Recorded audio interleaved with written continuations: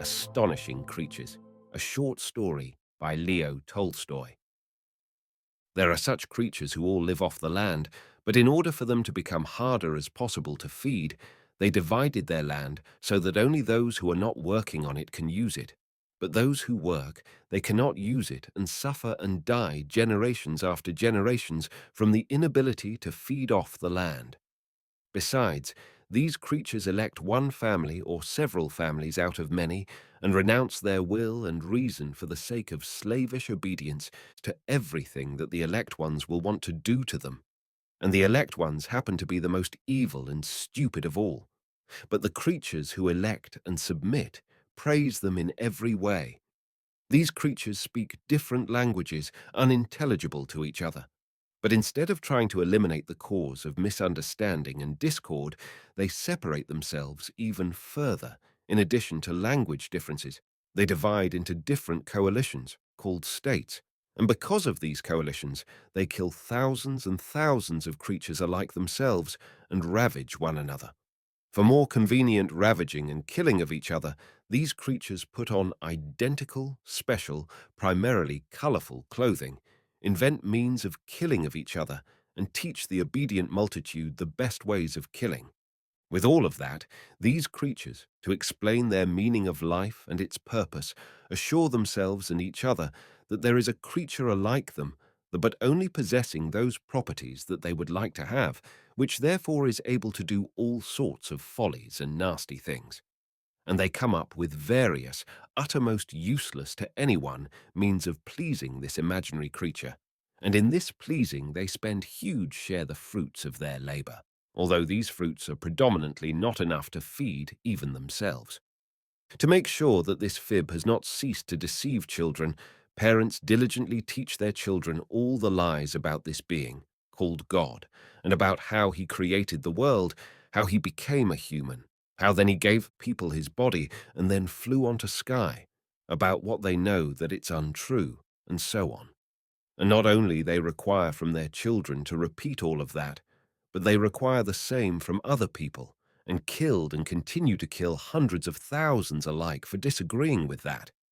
But it's not enough that they all do all these mean and stupid things, and suffer from them, and know that they suffer precisely from these nasty things and follies, but they not only continue doing them, but they also elect from themselves people who are assigned to come up with such rationale, according to which all the nonsense and dirty tricks are necessary to do, can't not to be done.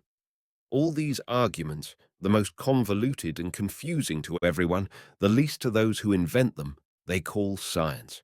And all these justifications for nastiness and stupidity and various good-for-nothing philosophizing are regarded as the most important work, and these theorizing are taught to all children, and all parents and youths themselves consider for the great honor to learn this science.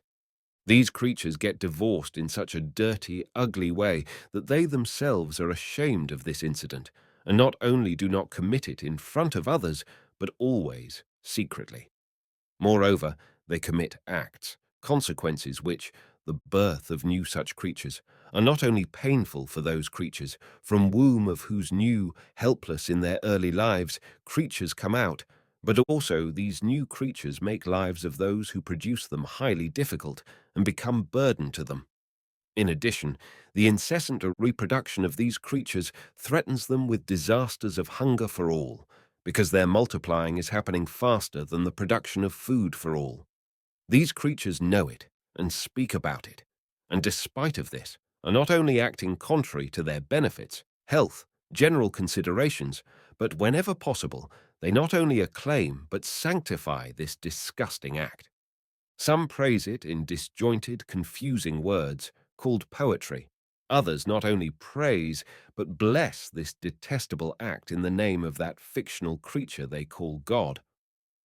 I will not speak about those millions of nonsenses and nasty things committed by these beings, how they poison themselves with toxins, considering it pleasure, how they gather in the most contaminated by themselves places in large numbers, whereas huge spaces of unoccupied land are available, build the buildings of 30 floors in single area, or as not caring about how to better move around for all of them, take care only about how only some of them could ride, fly as soon as possible. Or how they put words together is a way so that their endings would be the same. And after putting them together, how they admire this set of words, calling it poetry. Or how they collect other words without endings, also stupid and weird words, call them laws. And because of these words, they, in every way, torment, lock in prisons, and kill each other, guided by these laws. Can't even recount everything. The most remarkable of all is that these creatures not only don't wise up, use their reasoning not to understand what is stupid and bad, but on the contrary, to justify all their own stupidity and nastiness. And not only they do not want to see that these nonsense and nasty things are tormenting them, they don't let anyone among themselves indicate that don't need to do what they do, and that it's possible and must do something entirely different and not to suffer as much. As soon as a creature appears among them who uses his mind, immediately all the rest come in anger, indignation, horror, and in any way possible scold, beat such a creature, or hang him up on the gallows or on the cross, or burn, or shoot.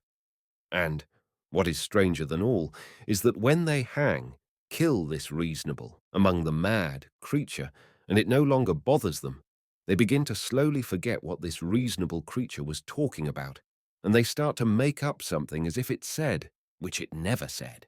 And when everything was told by this reasonable being becomes thoroughly forgotten and distorted, that same creatures who earlier hated and tortured this, one of all, reasonable creature, begin to glorify the crucified and killed, sometimes even thinking of doing this creature a great honor, recognize him as being equal to that imaginary evil and grotesque God whom they revere. These creatures are astonishing. These creatures are called people.